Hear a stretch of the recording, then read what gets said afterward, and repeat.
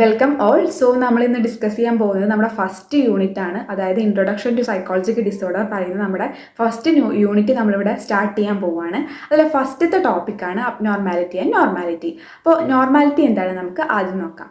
Normality എന്ന് പറയുമ്പോൾ ഈ നോർമൽ എന്നുള്ള ഈ വേർഡ് ഡിറൈവ് ചെയ്തിട്ടുള്ളത് ലാറ്റിൻ വേർഡായിട്ടുള്ള നോർമ എന്ന് പറയുന്ന ഈ വേർഡിൽ നിന്നാണ്. പിന്നെ ഈ നോർമാലിസ് എന്നുള്ള ഈ വേർഡ് ഡിറൈവ് ചെയ്തിട്ടുള്ളത് ഇതേ വേർഡിൽ നിന്ന് തന്നെയാണ്, നോർമ എന്ന് പറയുന്ന വേർഡിൽ നിന്ന് തന്നെയാണ്. ഇതിൻ്റെ മീനിങ് എന്താണെന്ന് വെച്ചാൽ നോർമ എന്നുകൊണ്ട് ഉദ്ദേശിക്കുന്നത് റൂൾസ്, സ്റ്റാൻഡേർഡ്സ്, പാറ്റേൺസ് അതൊക്കെയാണ്. നോർമാലിസ് കൊണ്ട് ഉദ്ദേശിക്കുന്നത് എന്താ വെച്ചാൽ confirming to rules, patterns, standards അതൊക്കെയാണ്. അപ്പോൾ ഇതിൽ നിന്ന് നമുക്ക് നോർമാലിറ്റി എന്താണെന്ന് ഗസ് ചെയ്യാൻ പറ്റും.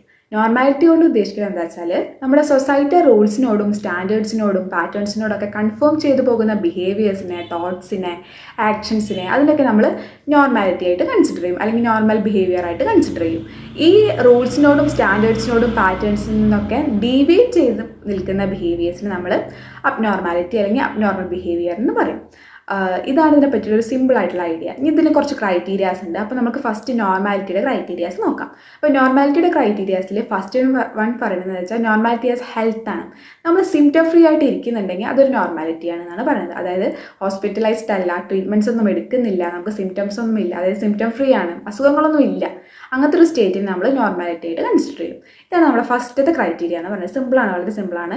ഇനി അടുത്ത ക്രൈറ്റീരിയ ആണ് നോർമാലിറ്റി ആസ് എ ഐഡിയൽ എന്ന് പറയുന്നത്. നോർമാലിറ്റി ആസ് എ ഐഡിയൽ എന്ന് പറയുമ്പോൾ നമ്മുടെ ഹെൽത്തിൻ്റെ കേസ് മാത്രമല്ല, നമുക്കൊരു ഐഡിയൽ സ്റ്റേറ്റ്, അതായത് എവറിത്തിങ് ഈസ് പെർഫെക്റ്റ് എന്ന് പറയുന്ന ഒരു സ്റ്റേറ്റ് അച്ചീവ് ചെയ്യുക എന്ന് കൂടിയാണ് നോർമാലിറ്റി കൊണ്ട് ഉദ്ദേശിക്കുന്നത്. പക്ഷേ ഇതൊരു ഡിഫിക്കൽട്ടായിട്ടുള്ള സ്റ്റേറ്റാണ്. ഇത് അച്ചീവ് ചെയ്യാൻ കുറച്ച് ഒരു ഡിഫിക്കൽട്ടാണ്, ഒരു ഇമാജിനറി ആയിട്ടുള്ളൊരു സ്റ്റേറ്റാണ് ഇത്. അതായത് നമ്മൾ എവറിത്തിങ് ഈസ് പെർഫെക്റ്റ് എന്ന് പറയുന്ന ഒരു സ്റ്റേറ്റ് ഉണ്ടോ എന്നുള്ള ഒരു കോൺട്രവേഴ്സീസ് ഒക്കെ ഇപ്പോൾ ഉണ്ട്. പക്ഷെ എന്നാലും ഇതാണ് ഇതിൽ പറയുന്നത്. പിന്നെ ഓരോ സൈക്കോളജിസ്റ്റുകളുടെയും എയിം എന്ന് പറയുന്നത് എന്താ വെച്ചാൽ optimal level of functioning achieve ചെയ്യാൻ വേണ്ടിയിട്ട് ഓരോ പീപ്പിൾസിനെയും ഹെൽപ്പ് ചെയ്യുക എന്നുള്ളതാണ് ഓരോ സൈക്കോളജിസ്റ്റുകളുടെയും എയിം അല്ലെങ്കിൽ ഗോൾ എന്ന് പറയുന്നത്. ഇതാണ് നമ്മുടെ സെക്കൻഡ് ക്രൈറ്റീരിയ. ഇപ്പോൾ ഏതൊക്കെയാണ് പറഞ്ഞു വെച്ചാൽ നോർമാലിറ്റി ആസ് ഹെൽത്ത് എന്ന് പറഞ്ഞു, നോർമാലിറ്റി ആസ് ഐഡിയൽ സ്റ്റേറ്റ് പറഞ്ഞു. ഇനി അടുത്തതാണ് നോർമാലിറ്റി ആസ് ആവറേജ് എന്ന് പറയുന്നത്. നോർമാലിറ്റി ആസ് ആവറേജ് എന്ന് പറയുമ്പോൾ നമുക്ക് എക്സാമ്പിളായിട്ട് ഇപ്പോൾ ഐക്യുവിൻ്റെ കേസ് എടുക്കാം. ഐക്യു എന്ന് പറയുമ്പോൾ ലോ ഐക്യു ഉള്ളവരുണ്ടും അതുപോലെ ഹൈ ഐക്യു ഉള്ളവരുണ്ടായിരിക്കും. പക്ഷേ മോസ്റ്റ് ഓഫ് ദ പീപ്പിൾസും വരുന്നത് ഒരു ആവറേജ് ലെവലിലായിരിക്കും. അതായത് ഒരു ബെൽ ഷേപ്ഡ് കർവ് പോലെ ആയിരിക്കും ഇതുണ്ടായിരിക്കാം. ഐക്യു ലെവൽ എപ്പോഴും ഉണ്ടായിരിക്കാം. ഒരു നോർമൽ ഡിസ്ട്രിബ്യൂഷൻ ഫോളോ ചെയ്യുന്ന ഒരു പാറ്റേൺ ആയിരിക്കും എപ്പോഴും ഉണ്ടായിരിക്കാം. അപ്പോൾ ആവറേജിനോട് ക്ലോസ് ആയി നിൽക്കുന്ന വാല്യൂസിന് നമ്മൾ നോർമാലിറ്റി ആയിട്ടും, അതേപോലെ തന്നെ അതിൽ നിന്ന് ഫാർ ഫ്രം ആവറേജ് ആണെന്നുണ്ടെങ്കിൽ അതിനെ അബ്നോർമാലിറ്റി ആയിട്ട് നമ്മൾ കൺസിഡർ ചെയ്യും. ഇതാണ് നമ്മുടെ തേർഡ് ക്രൈറ്റീരിയ എന്ന് പറയുന്നത്. ഇനി ഫോർത്ത് ക്രൈറ്റീരിയ ആണ് നോർമാലിറ്റി ആസ് സോഷ്യലി ആക്സെപ്റ്റബിൾ എന്ന് പറയുന്നത്. അതായത് ഓരോ സൊസൈറ്റിക്കും ഓരോ റൂൾസ്, നോംസ് ഒക്കെ ഉണ്ടായിരിക്കും. അത് വാരി ചെയ്തുകൊണ്ടിരിക്കും. ഒരു സൊസൈറ്റിയിൽ നിന്ന് മറ്റൊരു സൊസൈറ്റിയിലേക്ക് പോകുമ്പോൾ അത് വാരി ചെയ്തുകൊണ്ടിരിക്കും. ഇപ്പോൾ എക്സാമ്പിൾ പറയാ വെച്ചാൽ നമുക്ക് ഹോമോസെക്ഷുവാലിറ്റി തന്നെ എടുക്കാം. ചില കൺട്രീസിൽ അത് വാലിഡും ലീഗലുമാണ്, ചിലതിൽ അത് ഇല്ലീഗലാണ്. അതായത് അത് ഒരു ക്രിമിനൽ കുറ്റം പോലെയൊക്കെ പറയുന്നുണ്ട്. അപ്പോൾ ഒരു സൊസൈറ്റിയിലെ നോർമാലിറ്റി അല്ലെങ്കിൽ നോർമാലിറ്റിയുടെ ക്രൈറ്റീരിയാസ് ആവില്ല മറ്റൊരു സൊസൈറ്റിയിലുള്ള ക്രൈറ്റീരിയാസ്. അപ്പോൾ സോഷ്യലി ആക്സെപ്റ്റബിൾ ആയിട്ടുള്ള ബിഹേവിയേഴ്സ് നമ്മുടെ നോർമാലിറ്റീനെയും അതുപോലെ തന്നെ അബ്നോർമാലിറ്റീനെയും ഡിഫൈൻ ചെയ്യുന്നുണ്ട്. ഇതാണ് നമ്മുടെ ഫോർത്ത് ക്രൈറ്റീരിയ പറയുന്നത്. ഇനി ഫിഫ്ത്ത് ക്രൈറ്റീരിയയാണ് നോർമാലിറ്റി ആസ് എ പ്രോസസ്സ് എന്ന് പറയുന്നത്. നമ്മൾ ആ പേഴ്സൺ വളരുന്നതിനനുസരിച്ചിട്ട് അയാളുടെ നോർമാലിറ്റിക്കും അബ്നോർമാലിറ്റിക്കും ചേഞ്ച് വന്നുകൊണ്ടേയിരിക്കും. അതായത് എക്സാമ്പിൾ പറയുക വെച്ചാൽ നമ്മളിപ്പോൾ ഒരു ബേബിയുടെ കേസ് എടുക്കാം. അപ്പോൾ ആ ബേബി ബാബിൾ ചെയ്യാമെന്ന് വിചാരിക്കാം. ബാബിൾ ചെയ്യാന്നുണ്ടെങ്കിൽ അത് നമ്മൾക്ക് നോർമാലിറ്റി ആയിട്ട് കൺസിഡർ ചെയ്യാം. പക്ഷേ അയാൾ തന്നെ വളർന്നിട്ട് ഒരു അഡൾട്ടോ അല്ലെങ്കിൽ ഒരു 5 വയസ്സിന് മുകളിലുള്ള ഒരു കുട്ടിയോ ആയിട്ടുണ്ടെന്നുണ്ടെങ്കിൽ അത് നമ്മൾ ഒരു അബ്നോർമാലിറ്റി ആയിട്ടാണ് കൺസിഡർ ചെയ്യുക. മീൻസ് ആ ബിഹേവിയർ ബാബിളിങ് വീണ്ടും ആ കുട്ടി ഒരു അഡൾട്ടായതിനു ശേഷം കാണിക്കുന്നുണ്ട് എന്നുണ്ടെങ്കിൽ അതൊരു അബ്നോർമാലിറ്റി ആയിട്ട് കൺസിഡർ ചെയ്യും. അപ്പോൾ നമ്മുടെ ഡെവലപ്മെൻറ്റിലെ സ്റ്റേജും അതേപോലെ തന്നെ ഏജൊക്കെ നമ്മുടെ നോർമാലിറ്റി ആണോ അബ്നോർമാലിറ്റി ആണോ എന്ന് മനസ്സിലാക്കുന്നതിൽ ഒരു ഇമ്പോർട്ടൻ്റ് ആയിട്ടുള്ള ഒരു കാര്യമാണ്. ഇതാണ് നമ്മുടെ നോർമാലിറ്റിയുടെ ക്രൈറ്റീരിയാസ് എന്ന് പറയുന്നത്. ഇനി അടുത്ത് നമ്മൾ പറയുന്നത് അബ്നോർമാലിറ്റിനെ പറ്റിയിട്ടാണ്. അപ്പോൾ അബ്നോർമാലിറ്റിയുടെ ക്രൈറ്റീരിയാസ് ആണ് ഇനി നമ്മൾ ഡിസ്കസ് ചെയ്യാൻ പോകുന്നത്. അപ്പോൾ ഫസ്റ്റ് വൺ പറയുന്നത് ഡിസ്ട്രെസ് പറയുമ്പോൾ ഒരു മെൻ്റൽ സഫറിങ് ആണ്. അതായത് വറിയിങ്, അതൊക്കെ നമുക്ക് ഇതിന് എക്സാമ്പിളായിട്ട് പറയാൻ പറ്റും. അപ്പോൾ ഒരു അബ്നോർമാലിറ്റി എന്ന് പറയുമ്പോൾ നമുക്കത് എന്തായാലും അതിനൊരു ഡിസ്ട്രെസ് ഉണ്ടായിരിക്കും എന്നാണ് ഇതിൽ പറയുന്നത്.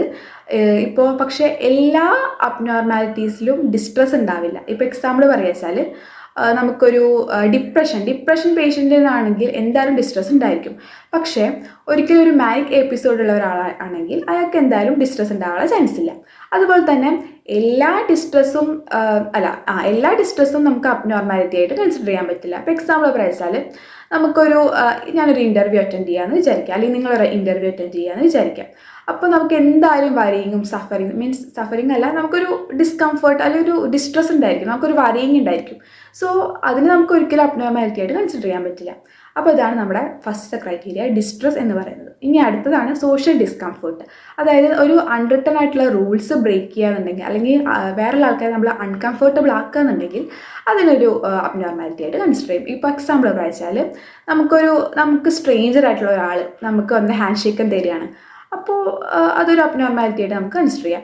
അതുപോലെ തന്നെ നമുക്ക് അറിയുന്ന ഒരാൾ നമ്മളെ ഇഗ്നോർ ചെയ്ത് പോകാമെന്ന് വിചാരിക്കുക, അപ്പോൾ നമുക്കും അതും ഒരു അബ്നോർമാലിറ്റി ആയിട്ട് കൺസിഡർ ചെയ്യാം. പക്ഷേ ഇതൊക്കെ ഡിപ്പെൻഡ് ചെയ്ത് നിൽക്കുന്ന ഫാക്ടേഴ്സ് പറയുന്ന അപ്പോഴത്തെ കോണ്ടെക്സ്റ്റും സിറ്റുവേഷനുമാണ്.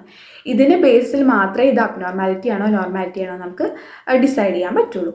ഇനി അടുത്ത ക്രൈറ്റീരിയ ആണ് അബ്നോർമാലിറ്റി സ്റ്റാൻഡേർഡ് ഡീവിയേഷൻ എന്ന് പറയുന്നത്. ഡീവിയേഷനാണ് ഇവിടെ പറയുന്നത്. അതായത് നമുക്ക് ഇപ്പോൾ ഐക്യുവിൻ്റെ കേസ് തന്നെ എടുക്കുക. അപ്പോൾ ഐക്യുവിൻ്റെ ഈ ലോ ഐക്യു ഉള്ളവരും അതേപോലെ തന്നെ ഹൈ ഐക്യു ഉള്ളവരും രണ്ടും രണ്ടറ്റത്താണ്, ആവറേജിൽ നിന്ന് രണ്ടും ഭയങ്കര അകലത്തിലാണ് നിൽക്കുന്നത്. അപ്പോൾ എന്ന് പറഞ്ഞു കഴിഞ്ഞാൽ നമുക്ക് ഇതൊരു റയറിറ്റിയാണ്. അതായത് ലോ ഐക്യു ഉള്ളവരും ഹൈ ഐക്യു ഉള്ളവരും റയറിറ്റി ആയിട്ടാണ് നമുക്ക് പറയാൻ പറ്റുക. മോസ്റ്റ് ഓഫ് ദി പീപ്പിൾസും ഒരു ആവറേജിലാണല്ലോ, അപ്പോൾ ഒരു റയറിറ്റിയാണ് ഈ രണ്ടും പറയുന്നത്. പക്ഷേ ലോ ഐക്യു ഉള്ളവരെ നമ്മൾ അബ്നോർമാലിറ്റി ആയിട്ടും അതേപോലെ തന്നെ ഹൈ ഐക്യു ഉള്ളവരെ നമ്മൾ ഒരിക്കലും ഇത് റയറിറ്റി ആണെന്ന് പറഞ്ഞിട്ട് നമുക്ക് ഒരിക്കലും അതൊരു ഹൈ ഐക്യു ഉള്ളവരെ നമുക്ക് അബ്നോർമാലിറ്റി ആയിട്ട് പറയാൻ പറ്റില്ല. അതൊരു ജീനിയസ് തന്നെയാണ് നമ്മൾ അതിനെ ഡിഫൈൻ ചെയ്യുക. അതേപോലെ ലോ ഐക്യു ഉള്ളവരെ മാത്രമാണ് നമ്മൾ അബ്നോർമാലിറ്റി ആയിട്ട് കൺസിഡർ ചെയ്യുക. ഇതാണ് നമ്മുടെ തേർഡ് ക്രൈറ്റീരിയ എന്ന് പറയുന്നത്. ഇനി ഫോർത്ത് ക്രൈറ്റീരിയ ആണ് violation of the societal rules എന്ന് പറയുന്നത്. അതായത് ഓരോ സൊസൈറ്റിക്കും ഓരോ റൂൾസ് ഉണ്ടായിരിക്കും. അപ്പോൾ ഈ റൂൾസ് ബ്രേക്ക് ചെയ്യാന്നുണ്ട് വെച്ചാൽ ഇതൊരു അബ്നോർമാലിറ്റി ആയിട്ട് കൺസിഡർ ചെയ്യും. അപ്പോൾ ഇതൊക്കെയാണ് നമ്മുടെ അബ്നോർമാലിറ്റിയുടെയും നോർമാലിറ്റിയുടെയും ക്രൈറ്റീരിയാസ് എന്ന് പറയുന്നത്. ഇനി ഇതിലൊക്കെ ഒരു ഇമ്പോർട്ടൻ്റ് ആയിട്ടുള്ള കാര്യം എന്ന് പറയുന്നത് വെച്ചാൽ നമുക്ക് ഒരിക്കലും ഒരു സിംഗിൾ ക്രൈറ്റീരിയ വെച്ചിട്ട് ഇത് നോർമാലിറ്റിയാണ് അല്ലെങ്കിൽ ഇതൊരു അബ്നോർമാലിറ്റിയാണ് എന്ന് പറയാൻ സാധിക്കില്ല. അതിനാണ് നമ്മൾ മൾട്ടിപ്പിൾ ക്രൈറ്റീരിയാസ് യൂസ് ചെയ്യുക. ഒരു മൾട്ടിപ്പിൾ ക്രൈറ്റീരിയാസ് യൂസ് ചെയ്താൽ മാത്രമേ നമുക്ക് ഇതൊരു നോർമാലിറ്റിയാണോ അബ്നോർമാലിറ്റിയാണോ എന്ന് പറയാൻ പറ്റുള്ളൂ. അതുപോലെ തന്നെ സൈക്കോളജിസ്റ്റുകൾ നമ്മളെ സൈക്കോളജിക്കൽ ഡിസോർഡേഴ്സ് കണ്ടെത്താൻ വേണ്ടിയിട്ട് നമുക്ക് ഒരുപാട് ക്ലാസിഫിക്കേഷൻ സിസ്റ്റംസ് യൂസ് ചെയ്യുന്നുണ്ട്. അതാണ് DSM, ICD അങ്ങനെയൊക്കെ. അപ്പോൾ ഇതുവരെയാണ് ഇപ്പോൾ അബ്നോർമാലിറ്റി നോർമാലിറ്റിയാണ് ഇപ്പോൾ ഞാനിപ്പോൾ ഡിസ്കസ് ചെയ്തത്. നിങ്ങൾക്ക് മനസ്സിലായിട്ടുണ്ടാവും എന്ന് വിചാരിക്കുന്നു. ഇനി അടുത്ത ക്ലാസ്സിൽ നമ്മൾ DSM, ICD പിന്നെ ഒരുപാട് പേഴ്സ്പെക്റ്റീവ്സ് ഒക്കെ ഡിസ്കസ് ചെയ്യും. അപ്പോൾ ഇതൊരു ജസ്റ്റ് ഒരു ഇൻട്രോ പോലെയാണ്, ഒരു സിമ്പിൾ ആയിട്ടുള്ള ടോപ്പിക്കാണ്. അപ്പോൾ നിങ്ങൾക്ക് മനസ്സിലായിട്ടുണ്ടാവും എന്ന് വിചാരിക്കുന്നു. Thank you.